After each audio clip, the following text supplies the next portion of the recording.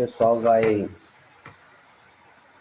chegando devagarzinho, vai acabando de acordar, vai penteando o cabelo, vai comendo um negocinho, tomando um café, e aí vai chegando.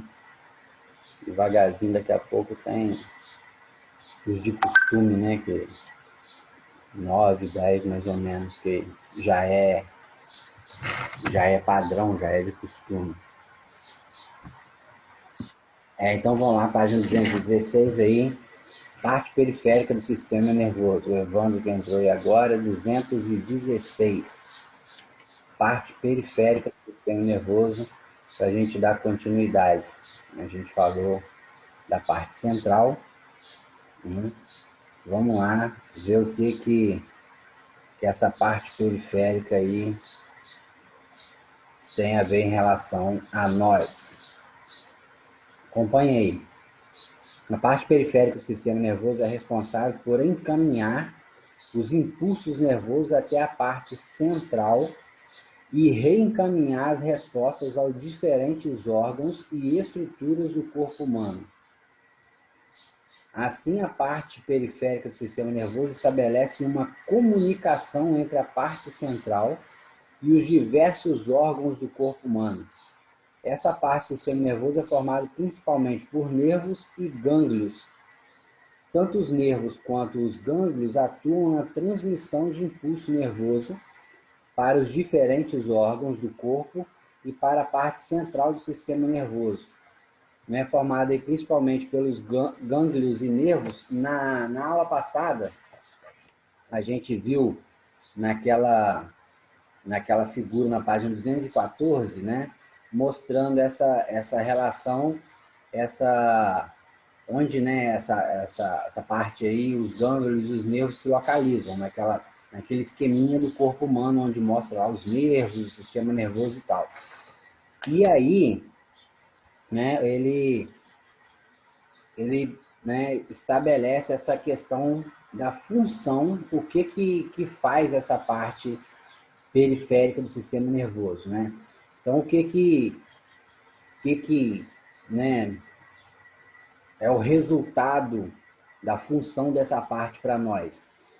Ele encaminha os impulsos nervosos, né, em relação à parte central do sistema nervoso e manda resposta aos órgãos. Então, quando a gente tem, quando você come, por exemplo, né, e o seu sistema digestório vai começar a secretar, né, o pâncreas lá, o suco pancreático, né, o fígado, a bile, e daí por diante, né, as glândulas do corpo vão funcionando. Cada órgão, ele, né, tem as sensações, ele manda mensagem para o sistema nervoso e retorna em forma de resposta. Qual é essa resposta que chega aos órgãos, né, do nosso corpo? É a função que ela exerce, o que esse órgão exerce. Então, a mensagem vai, né, de que aconteceu algo relacionado a essa parte do corpo e volta como resposta. Esse impulso nervoso, ele retorna como resposta do que tem que ser feito. O que tem que ser feito? Qual é a parte do corpo que foi ativada, que foi acionada para poder desencadear uma determinada resposta, né? Então, cada parte do corpo, ele vai receber... Oi? Qual página? 216, a parte periférica do sistema nervoso. 216. Então, essa resposta, ela vai ser em forma, né, do que tem que ser feito. Né? O órgão, ele vai receber uma resposta do sistema nervoso para funcionar de acordo com a necessidade. Então, essa questão de recebe uma informação, um impulso, ele manda lá para a parte central do sistema nervoso, que reconhece, né, a parte que foi ativada, o que vai ter que ser feito, qual órgão vai ter que ser acionado, e aí essa resposta vem por via dos nervos, né, desencadeado pelo corpo, e aí esse órgão ele vai funcionar efetivamente, né? Então essa é basicamente assim resumido, né, esse primeiro parágrafo aí, ele resume essa função da parte periférica do sistema nervoso, né? E aí ele fala aí que, né, os nervos, os gânglios e tal, eles vão funcionar, né, mandando essa resposta, né, a funcionalidade dele. E aí tem um esquemazinho aí, né, tem lá o esquema do corpo humano, mostrando, né, tanto lá o sistema nervoso, quanto os nervos, as terminações nervosas, e mostrando exatamente aí o que são os gânglios, né, que está na primeira figura aí, fala, os gânglios são estruturas compostas principalmente de corpos celulares do neurônio envolvido por tecido, né? Então, a gente viu a estrutura, né, de como é um neurônio, né? É aquela parte do corpo celular, o núcleo, né, o axônio, né, é tipo uma cauda, né, o axônio dele, né, e os dendritos, as terminações nervosas no final dele, que vai passar esse impulso nervoso para os outros neurônios e daí por diante. Então, basicamente, os gânglios, eles são formados pelo corpo celular desses neurônios, né? É o que envolve, que forma basicamente esses gânglios.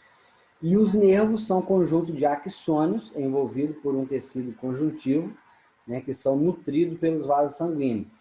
Então, se o corpo celular forma os gânglios, né, formam a parte lá né, que chama de gânglio, o corpo celular, e os axônios sobram, né, que é aquela parte que é tipo uma cauda, para formar os nervos. Né? De vez em quando a gente tem, você vai comer uma carne assim de frango, por exemplo, né, de galinha, às vezes quando você morde um negocinho meio durinho, meio emborrachadozinho, né, para duro, você fala assim, é um nervo, né? Às vezes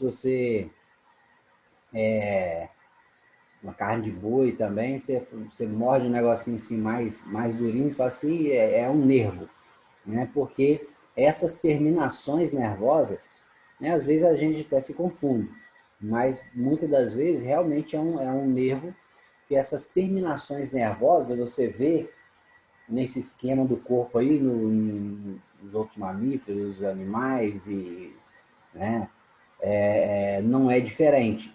Né? As terminações nervosas, elas vão pelo corpo para poder mandar uma resposta, né? Para chegar essa resposta que nós estamos falando.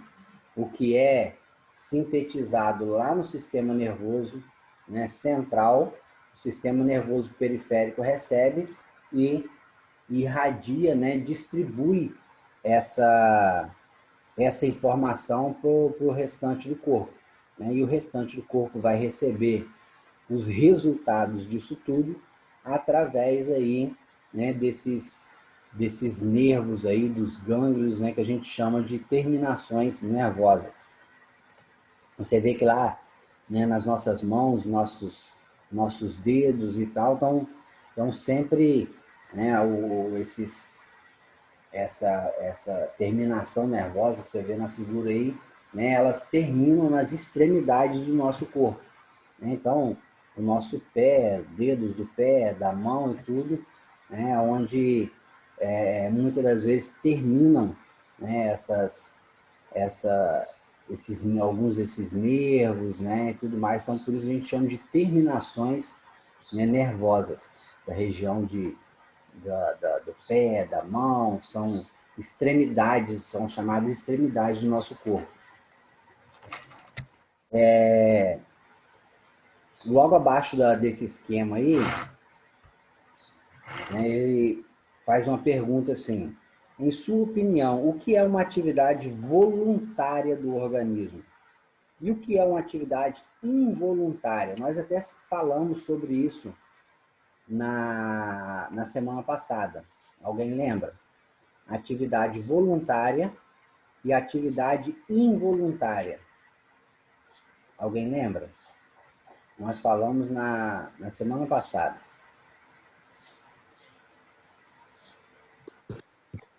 Não. Alguém lembra? Atividade voluntária e atividade involuntária. Levando para o nosso dia a dia, né?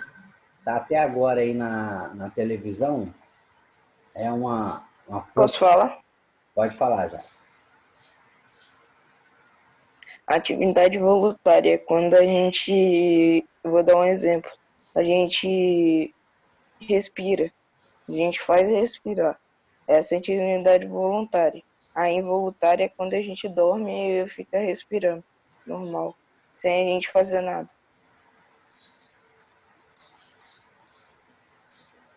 Quase totalmente isso aí, ô Jacques.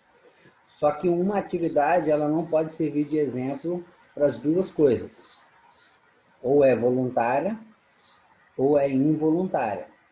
Ou é uma coisa ou é outra, né? Mas a questão do que é que você falou realmente é isso aí, né?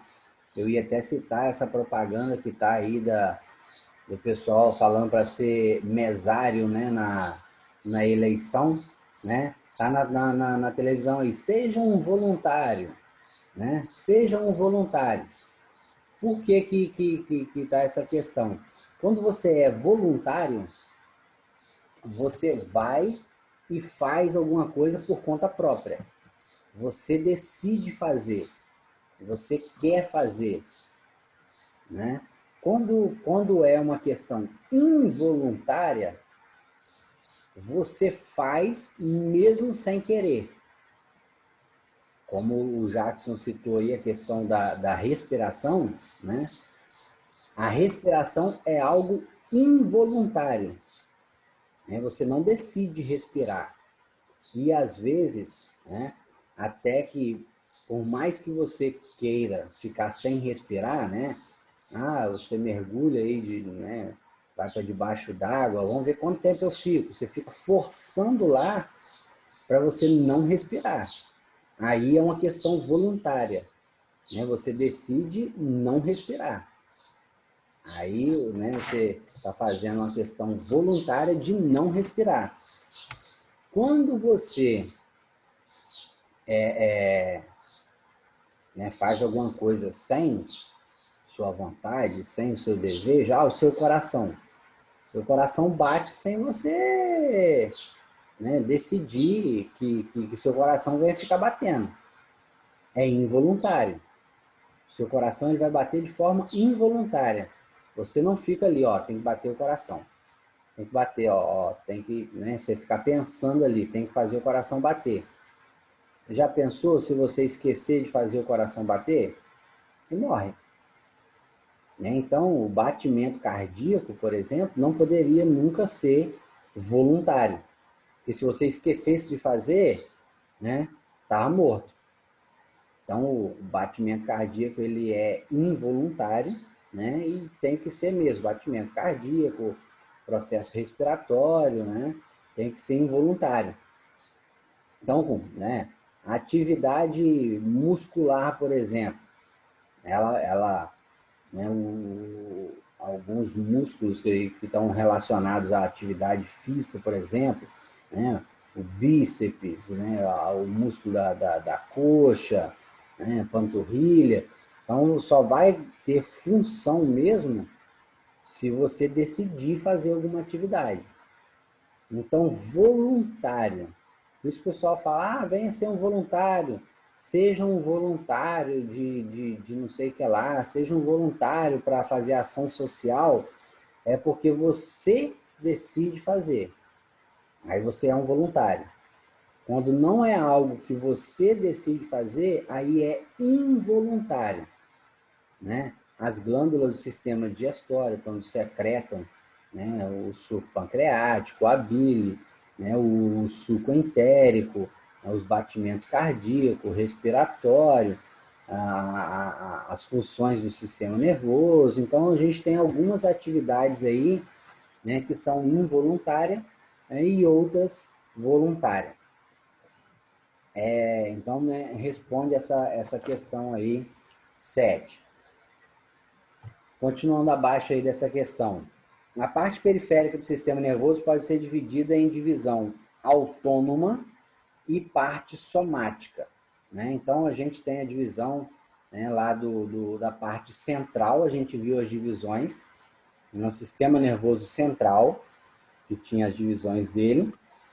Agora, a gente viu a parte periférica do sistema nervoso, né? E tem as divisões dessa parte periférica, né? Que é a parte somática, né? E autônoma. Duas divisõezinhas básicas aí do sistema nervoso. É menos lá do que o central. Parte autônoma, né? É responsável pela transmissão de impulso nervoso que controlam os músculos lisos, músculo cardíaco e glândulas. Ela está relacionada principalmente às atividades involuntárias, ou seja, que não dependem da nossa atividade para ser realizada, né? Então, essa parte aí autônoma, né, ela vai estar relacionada à atividade involuntária, né? Autônoma, auto, né, porque funciona automaticamente, a gente pode fazer essa relação, né? Autônoma de automática, né? Parte involuntária, ele cita aí o músculo cardíaco, por exemplo, que é o músculo que forma o nosso coração, né? Cardio, coração. Então, o músculo cardíaco é um que funciona de forma involuntária, né? Ele cita aí músculos lisos, né? E as glândulas, é o que eu citei agora aqui, né? Acabei de citar, as glândulas do sistema digestório, as glândulas, até a glândula sudorípara, por exemplo, né? A glândula de suor. Né? A gente tem aí 3 glândulas na nossa pele, né? Glândula sudorípara, a odorífera e a sebácea, né? As 3 glândulas que vão secretar suor, oleosidade e odor, né? O cheiro característico. Então, essas 3 glândulas, por exemplo, em um dia quente, né? Por mais que você esteja parado em determinado local, por mais que você esteja na sombra parado, você vai suar. Se tiver um dia lá com seus 45 graus, né? Você vai suar. Por que você sua, por mais que você esteja parado? Porque o calor externo está maior do que o calor interno do seu corpo, né? A média da temperatura corporal fica em torno de aproximadamente 37 graus, aproximadamente. Então, se o ambiente está 45 graus, por exemplo, ou até menos que isso, né? 43, o ambiente externo está mais quente do que o seu corpo, a parte interna do seu corpo. Então, se aqui fora está mais quente, ele tem a tendência de aquecer o seu corpo. De fora para dentro, né? Mandar calor para o seu corpo. Como nós somos seres homeotérmicos e a nossa temperatura corporal ela não pode variar de acordo com o meio, o nosso corpo tem mecanismo para baixar essa temperatura corporal. Um dos mecanismos, né, é secretar água pelos poros, né, pela pele. Essa água, qualquer ventinho que bate, se eu estiver na frente do ventilador, por exemplo, você vê que essa água ela esfria. Você coloca a mão na sua pele assim, a sua pele, de certa forma, ela esfria, ela gela. Então, por que você sua? Você suga porque o seu corpo está mandando água para a parte epidérmica. Essa água, esse líquido, ele vai pegar, né, uma brisa e um vento e vai resfriar, vai gelar para poder refrescar essa parte superficial, né, para diminuir a temperatura corporal e acabar, né, não permitindo que esse calor venha gerar calor interno. Então, você acaba diminuindo a temperatura corporal superficial. Né? Então, isso é um mecanismo que o nosso corpo tem, né, para controlar a temperatura corporal. Então, essas glândulas, elas funcionam de forma involuntária, né, de forma automática. O seu próprio corpo, ele reconhece a temperatura, né? Quando você come, você comeu, chegou alguma coisa entrando no seu sistema digestório, o nosso corpo reconhece isso automaticamente e começa a secretar, né, fluidos, né, o suco pancreático, o biliar, o suco entérico, para poder, são enzimas digestivas que vão agir sobre o alimento para poder digerir e desgastar eles. Aí automaticamente os músculos lisos, ele entra em ação, por exemplo, para poder contrair o sistema digestório e fazer o que a gente chama de peristaltismo, né, para poder fazer a digestão do alimento, a maceração do alimento. Então são ações aí involuntárias, né? Involuntárias porque você não decidiu fazer, mas o seu corpo faz de forma automática, né? Faz de forma automática, porque reconhece alguma necessidade, já manda informação, né, para o sistema nervoso central, que vai já vir para o corpo com forma de resposta. Né? Já vem a resposta, o resultado, né, desse impulso nervoso para poder fazer as ações necessárias. Na 217, né, ele continua. A divisão autônoma transmite impulsos nervosos que controla o coração e outros órgãos, como os que compõem o sistema digestório, respiratório e urinário, e que têm atividade involuntária, né? São essas coisas aí que eu citei. Além disso, né, variações do tamanho da pupila são um tipo de resposta relacionada a essa divisão do sistema nervoso. Né, os comandos partem da parte central do sistema nervoso. Assim, todas as partes do sistema nervoso trabalham de maneira integrada. Nessa questão da pupila aí, né, vocês estão vendo o esquema do olho com a pupila pequenininha lá no meio, né? Essa parte pretinha aí do meio do olho. Se você está num local muito claro, né, você está num local muito claro, o que o seu olho vai fazer? O seu corpo, de forma geral, o sistema nervoso reconhece, né, a claridade, a luminosidade. Então, para...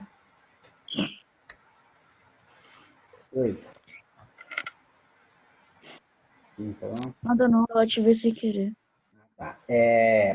Para poder impedir a entrada em excesso, para impedir a entrada em excesso de luz no seu olho, o que o próprio, né, o nosso corpo, o próprio olho faz? Ele diminui a pupila.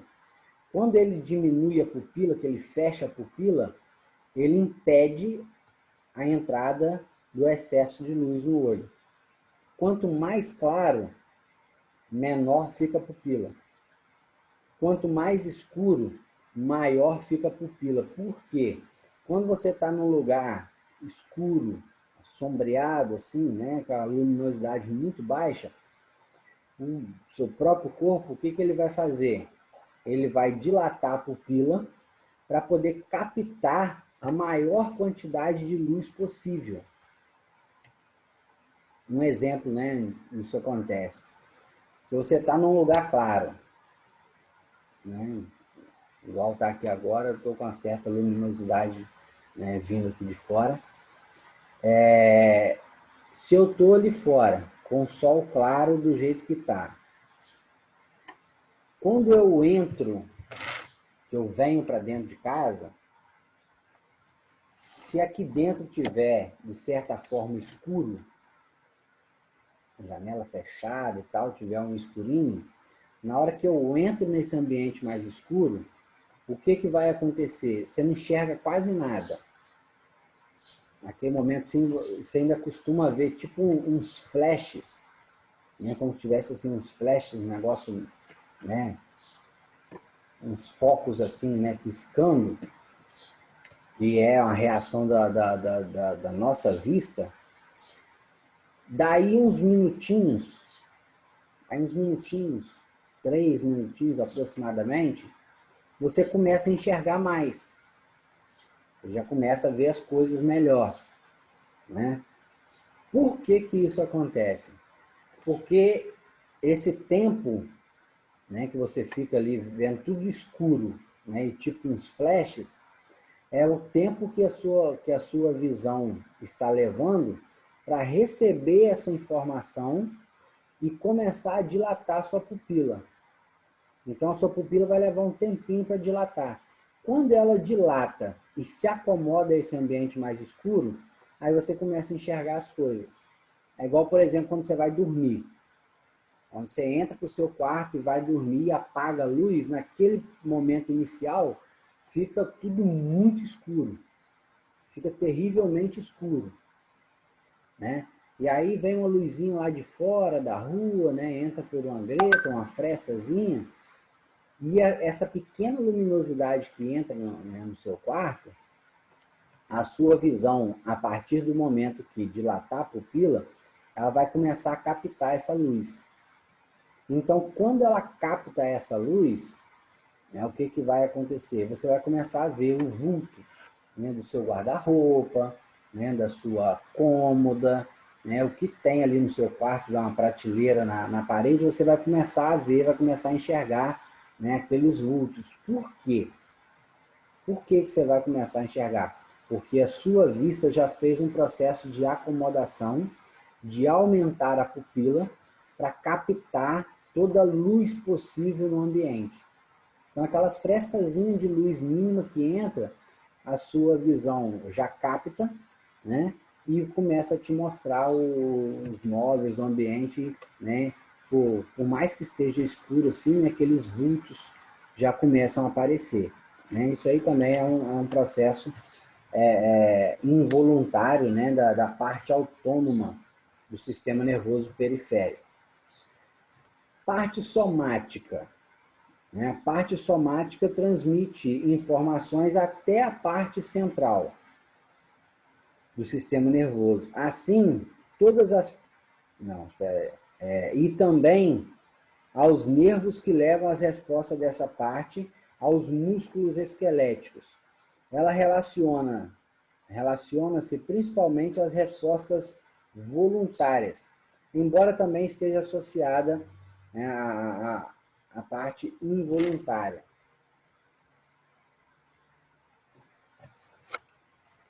A contração e o relaxamento dos músculos esqueléticos dependem de nossa vontade para ser realizada. Por isso são consideradas respostas voluntárias, né?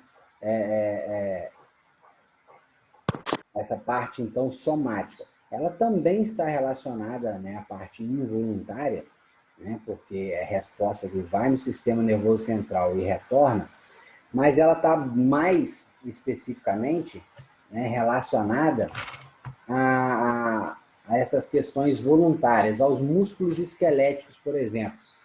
O que são, né, os músculos esqueléticos? Né? Qual é a diferença? O que são, nesse caso aí, né, os músculos esqueléticos? Os músculos esqueléticos, eles são os músculos que estão aderidos ao nosso esqueleto, né, aos ossos do nosso corpo. Então, esses músculos, né, a gente tem, né, o bíceps e tal, esses músculos do antebraço, é o que permite a gente fazer a movimentação voluntária. Por exemplo, né, se eu decido fazer esse movimento aqui com a mão, esses músculos aqui, ó, estão funcionando. Os músculos do meu antebraço, né, eles se contraem para que eu possa fazer esse movimento aqui, ó. Ó, observa esse músculo aqui, ó, tá vendo? Então, esses músculos aqui estão funcionando com um processo de contração para poder fazer uma alavanca e puxar, né, a minha mão para baixo ou para cima, dependendo do movimento que eu queira fazer. Então, isso aqui eu fiz esse movimento porque eu decidi fazer. Ele é voluntário. Eu decido fazer o movimento que eu quiser com, né, com o meu braço, com a minha perna, porque é voluntário.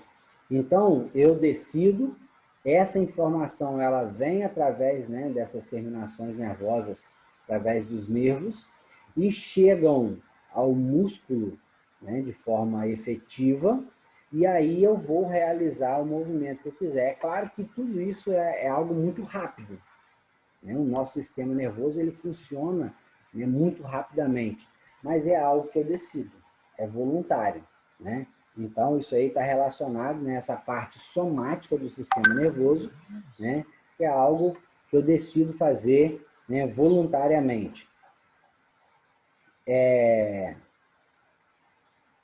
Né, uma pergunta que o autor faz aí, né, cite outras duas atividades voluntárias, né, fora os músculos aí dos músculos esqueléticos, né, que outras atividades voluntárias, né, nós fazemos, por exemplo? Andar. Hã? Andar. Andar, né, é algo voluntário e também acaba estar relacionado aos músculos esqueléticos, né? Os músculos da E perna, da coxa, panturrilha, né, e tudo mais. Fala, João. fazer atividade física. Ô tio, e quando a gente vai beber alguma coisa, a gente pega o copo? Você pega o copo, leva a boca, né? O ato de você deglutir, Comer. né? O ato de você engolir, oi, Mastigar. mastigar, né? Se você não decidir, você colocar um alimento na boca e não decidir mastigar, né? Está relacionado aos músculos, né? Que estão aderidos à mandíbula, né? E à maxila. Você decide fazer esse movimento, né? Falar, por exemplo, né? E tanto que vocês já viram aquelas pessoas, né, que vão ficando idosas, que ficam mastigando o tempo inteiro, né? Você tá lá, tá, Uhum. Eu já vi uma série. né? Você vê a pessoa lá de uma certa idade e tal, costuma acontecer, né, com pessoas de mais idade, a pessoa tá lá. Então, o tempo inteiro parado, parece que está mastigando alguma coisa. Isso já é uma questão, né, do sistema nervoso, né?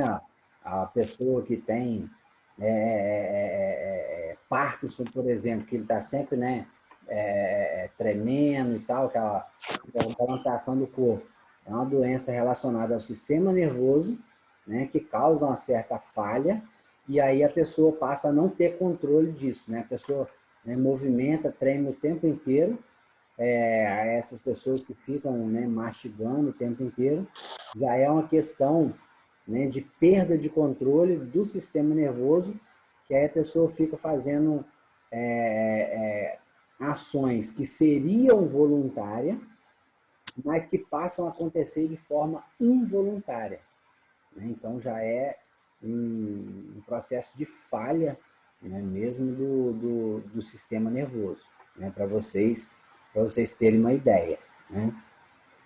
Fala alguém? Eu acho que ia falar alguma coisa. Ô, Jerônimo, Oi. eu ia perguntar para você, naquele negócio que tá perguntando o que é uma função voluntária, o que é uma função involuntária, se piscar é voluntário ou involuntário, isso que eu queria perguntar. Olha só, eu vou responder isso aí. A gente está no último minuto, tá? Se cair, eu vou mandar outro link, né? Já tá perto de acabar. A questão de piscar. Na verdade, né, piscar é uma necessidade que nós temos, né, que acaba sendo involuntária. Involuntário porque a gente